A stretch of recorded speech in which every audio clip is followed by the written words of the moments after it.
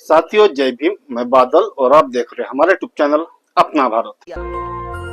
मध्य प्रदेश के छिंदवाड़ा में जहरीली कप सिरप से अब तक 25 मासूमों की मौत हो चुकी है। बच्चों की मौत का मामला अब निर्णायक मोड़ पर पहुंच गया है।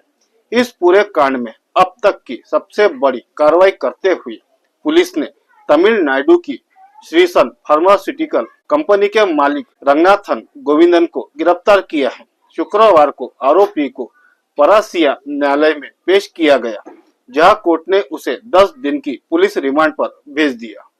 यह वही कंपनी है जिसकी बनाई कोल्ड ड्रिंक कप सिरप पीने से जिले और आसपास के इलाकों में बच्चों की मौत का सिलसिला शुरू हुआ था। इस मामले की जांच कर रही एसआईटी ने पिछले सप्ताह चेन्नई में बड़ी कार्रवाई करते हुए कंपनी के मालिक को हिरासत में लिया था। अब एसआईटी और छिंदवाड़ा पुलिस संयुक्त रूप से इस कांड की गहराई तक जांच कर रही है। एसआईटी अब रंगनाथन गोविंदन से कई महत्वपूर्ण सवालों के जवाब तलाशेगी। पुलिस का कहना है कि कंपनी की रजिस्टर प्रक्रिया, उत्पादन के मानक, दवा के परीक्षण की व्यवस्था और वितरण श्रृंखला सप्लाई चेन को लेकर कई अनियमितताओं की आशंका है। यह भी जांच का विषय है कि तमिलनाडु से जबलपुर के रास्ते सिर्फ छिंदवाड़ा जिले में ही इस कप सिरप की बड़ी मात्रा क्यों पहुंचाई गई, जबकि अन्य जिलों में इसकी सप्लाई बेहद सीमित रही। इस पूरे घटनाक्रम में एक बड़ा मोड़ तब आया जब आरोपी गोविंदन को अदालत में पेश किया गया। पेशी के दौरान किसी भी अधिवक्ता ने उनकी पैरवी करने से इनकार कर दिया।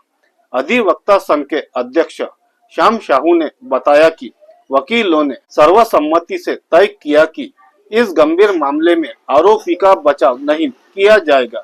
इसके बाद रंगनाथन ने खुद अपनी पैरवी की।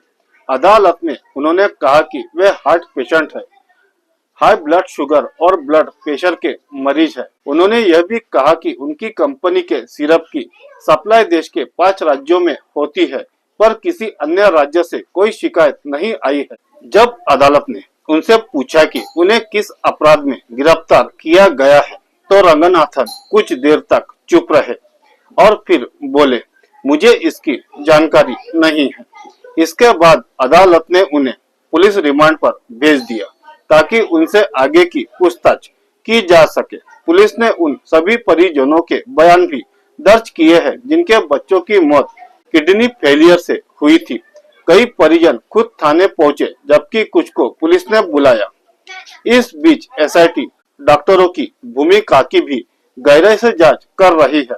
स्वास्थ्य विभाग की शुरुआती रिपोर्ट में डॉक्टर प्रवीण सोनी का नाम सामने आया था, जिन पर आरोप है कि उन्होंने इलाज के दौरान बच्चों को वही सिरप दी थी जो बाद में जहरीली साबित हुई। एसआईटी अब यह पता लगाने में जुटी है कि क्या डॉक्टर और कंपनी के बीच कोई आर्थिक या व्यवसायिक संबंध थे। अगर यह साबित होता है तो डॉक्टर पर भी गंभीर धाराओं में कार्रवाई हो सकती है। पुलिस सूत्रों के मुताबिक जांच एजेंसियों को यह संदेह है कि श्री फार्मास्यूटिकल कंपनी लंबे समय से अमानक और प्रतिबंधित दवाओं का निर्माण कर रही थी। एसआईटी अब यह जानने की कोशिश करेगी कि जहरीली दवा का उत्पादन कब से चल रहा था, उसमें कौन से रसायन उपयोग किए गए और निर्माण के बाद गुणवत्ता की जांच प्रक्रिया किस स्तर पर की जाती थी। छिंदवाड़ा पुलिस अब राज्य भर में इस सिरप के बचे हुए स्टॉक की तलाश में जुट गई है। एसआईटी ने मध्य प्रदेश के कई जिलों में तलाशी अभियान शुरू कर दिया है ताकि जहरीली दवा की कोई भी बोतल आम लोगों तक न पहुंचे। अब तक कई मेडिकल स्टोर से बोतलें जब्त की जा चुकी है, लेकिन पुलिस को आशंका है कि कुछ स्टॉक अभी भी बाजार में मौजूद हो सकता है।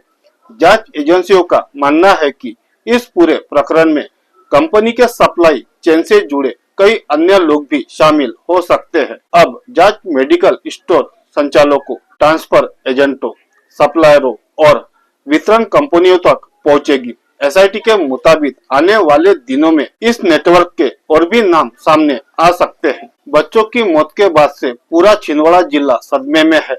जिन परिवारों ने अपने मासूम बच्चों को खो दिया, वे अब सिर्फ न्याय की उम्मीद कर रहे हैं। परिजनों का कहना है कि उन्होंने डॉक्टर के भरोसे बच्चों को सिरप दी थी, लेकिन वही उनके लिए जहर बन गई।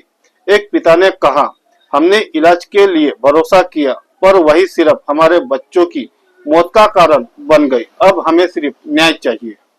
इस वीडियो में फिलहाल इतना ही, लेकिन अभी तक आपने हमारे चैनल को सब्सक्राइब नहीं किया तो सब्सक्राइब कर बेल आइकन को जरूर दबाएं।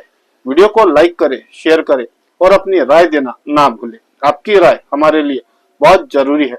शुक्रिया।